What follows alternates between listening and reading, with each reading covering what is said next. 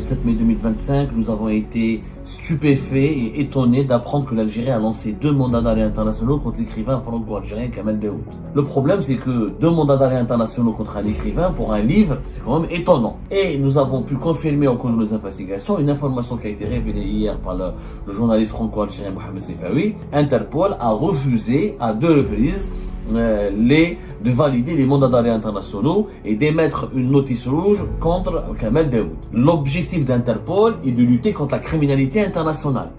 Ce n'est pas une organisation politique. L'Interpol a évoqué l'article 3 de ses statuts pour refuser les demandes algériennes, en estimant que le dossier qui a été communiqué par les autorités algériennes est un dossier basé sur des arguments politiques. L'Algérie a fait un recours par le biais de son bureau central national d'Interpol. Interpol a refusé la demande du recours et elle a expliqué, toujours en maintenant ses arguments, que c'est une affaire politique. Le régime algérien s'est ridiculisé dans cette affaire. Il a démontré à Interpol, comme il a démontré à la communauté internationale, que c'est un régime liberticide qui cherche à se venger. Le 7 mai 2025, nous avons été stupéfaits et étonnés d'apprendre que l'Algérie a lancé 2 mandats d'arrêt internationaux contre l'écrivain franco-algérien Kamel Daoud. Il est algérien, mais il est français aussi depuis très peu. Je crois qu'il a été naturalisé vers 2023, 2022. Il a été naturalisé en tout cas bien avant Kamel Boualem Sansal. Boualem Sansal qui a été naturalisé lui français en 2024. Bon, pourquoi il a été naturalisé? Est-ce qu'il devait être naturalisé? Pourquoi la prénationalité française?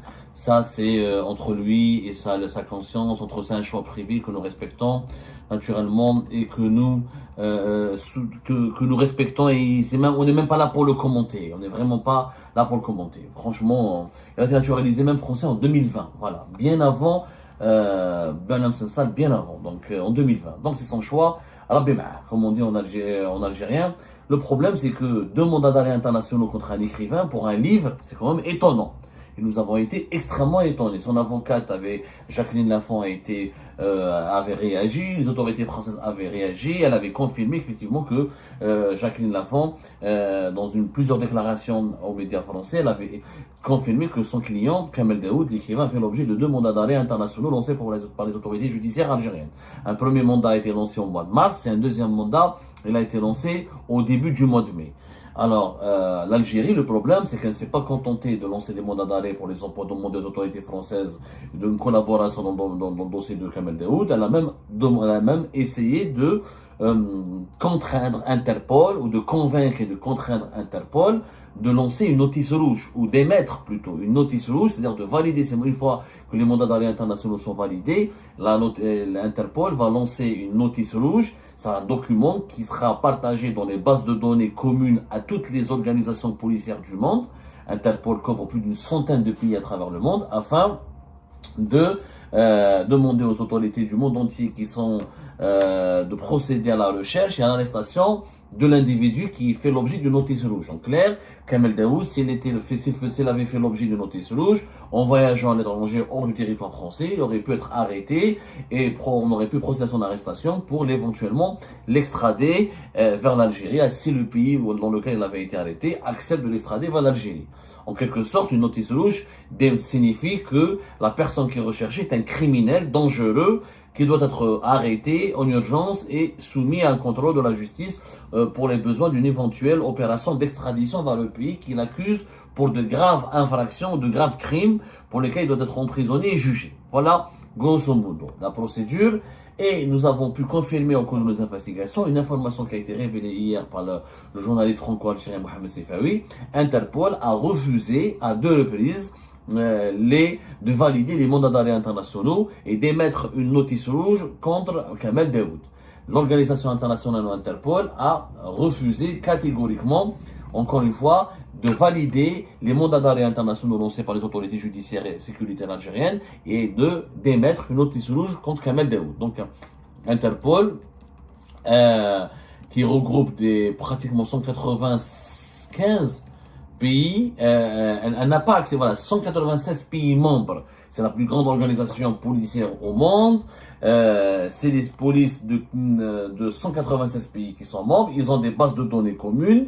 Et quand une personne est recherchée parmi ces 196 pays, cette personne, grâce au dispositif de la notice rouge, peut être donc, il est classé comme personne recherchée et contre lequel il faut arrêter, interpeller dans 196 pays. Donc une notice rouge, c'est assez grave. L'objectif d'Interpol est de lutter contre la criminalité internationale. Ce n'est pas une organisation politique. Justement, selon nos investigations, et ça a été dit par Mohamed Sifawi dans son article, et nous avons été en mesure de le confirmer, l'Interpol a évoqué l'article 3 de ses statuts pour refuser les demandes algériennes. L'Algérie a fait deux demandes, à deux reprises, au mois de mars et au mois de mai. Et même quand l'Interpol a refusé au cours de ce mois de mai, il y a de cela une semaine plus exactement, Interpol a refusé la demande algérienne. Donc elle n'a pas voulu inscrire Kamel Daoud sur la base des personnes recherchées pour des crimes qui doivent être interpellés et arrêtés dans les 196 pays membres d'Interpol. Donc elle a refusé d'émettre une notice rouge contre Kamel Daoud en estimant que le dossier qui a été communiqué par les autorités algériennes est un dossier basé sur des arguments politiques et qui n'entre pas dans les champs d'action et dans le champ des compétences d'Interpol. L'Algérie a fait un recours par le biais de son bureau central national d'Interpol. Il faut savoir que dans tous les pays membres d'Interpol, il y a un bureau national central qui est dirigé par un représentant d'Interpol qui vit dans ce pays-là et qui est chargé de la coopération et des activités de coopération et de collaboration avec les autorités policières et les autorités judiciaires de ce pays-là. Donc, dans chaque pays au monde, il y a un bureau Interpol. Voilà. Dans les 196 pays, il y a un bureau d'Interpol. Le bureau d'Interpol d'Algérie, c'est lui qui a fait un recours, qui a demandé un recours pour demander que Interpol révise sa décision et qu'elle accepte, comment dirais-je, qu'elle accepte d'inscrire cette fameuse notice rouge contre Kamel Daoud. Interpol a refusé la demande du recours. Je dis bien, elle a refusé la demande du recours et elle a expliqué, elle a toujours en maintenant ses arguments que c'est une affaire politique. Pourquoi? Parce qu'elle s'appuie sur l'article 3 de son statut. Que dit l'article 3 de l'organisation Interpol? Il dit que Interpol, elle s'interdit toute activité ou intervention dans des questions ou affaires présentant un caractère politique, militaire, religieux ou racial. L'intervention d'Interpol s'interdit toute intervention dans des questions, dans des affaires qui présentent un caractère politique, militaire, religieux ou racial. C'est rigoureusement interdit à Interpol de se mêler de ce genre d'affaires. Il faut savoir que Interpol refuse toutes les demandes des mandats d'arrêt internationaux qui sont basés sur des motivations politiques, religieuses, mais sexistes ou racistes. Par exemple, la prédominance, voilà ce que dit l'article 3 du statut d'Interpol, la prédominance d'éléments d'ordre politique, militaire, religieux ou racial dans un dossier de demande d'une demande d'interpellation, d'une demande de mandat d'arrêt international, est tout simplement refusé par Interpol. Interpol ne peut pas lancer une notice rouge contre quelqu'un qui est recherché par exemple par la justice militaire, qui est recherché pour des motivations politiques ou des motivations religieuses, pour des délits à caractère politique, à caractère religieux, à caractère sexiste. L'Assemblée générale d'Interpol s'occupe uniquement des affaires de terrorisme ou des affaires de délits, de criminalité très grave. En fait, Interpol est une organisation policière. Quand, par exemple, elle est saisie pour une demande de notice rouge, elle doit s'assurer de la nature de l'infraction, elle doit vérifier le statut des personnes concernées par cette infraction, elle doit vérifier l'identité des sources et des informations qui nous sont communiquées, elle doit vérifier la position de la personne qui est recherchée, elle doit vérifier les obligations par rapport au droit international et la conformité de cette demande par rapport au droit international, et elle doit veiller sur le principe de neutralité. Interpol doit être neutre face aux affaires politiques. En clair, Interpol elle est chargée uniquement de lutter contre la criminalité internationale. Trafic de drogue, trafic d'armes, les affaires d'homicide, les affaires d'enrichissement illicite. Quand il y a une violation du droit, les affaires de droit commun, pas les affaires politiques. Et donc, c'est au nom de l'article 3 du statut d'Interpol que Interpol a refusé les demandes des deux mandats d'arrêt internationaux de l'Algérie. Il n'y aura pas de notice rouge contre Kamel Daoud. Et en réalité, dans sa réponse à l'Algérie, selon nos sources, Interpol a déploré une sorte d'instrumentalisation politique de ses services et de son organisation dans une affaire politique.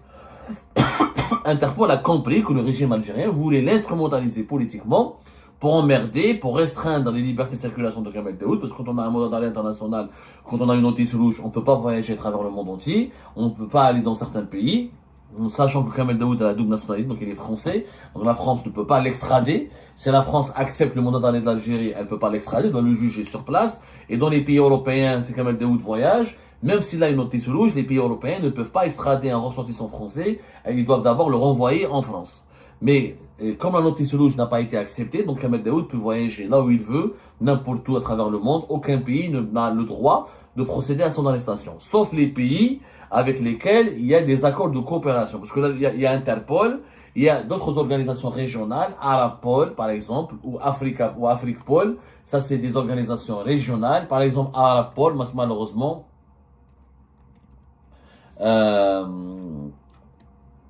Afripol, voilà, Arabpol ou Afripol sont beaucoup moins rigoureux, beaucoup moins professionnels que Interpol. Et certains pays africains, certains pays arabes qui sont des dictatures, par exemple, vous savez, les dictatures s'entendent entre eux. Par exemple, pour Arabpol ou la Afrikpol, surtout Arabpol, beaucoup plus pour Arabpol que pour Afrikpol. Il y a un gros problème. L'Algérie, quand elle envoie, par exemple,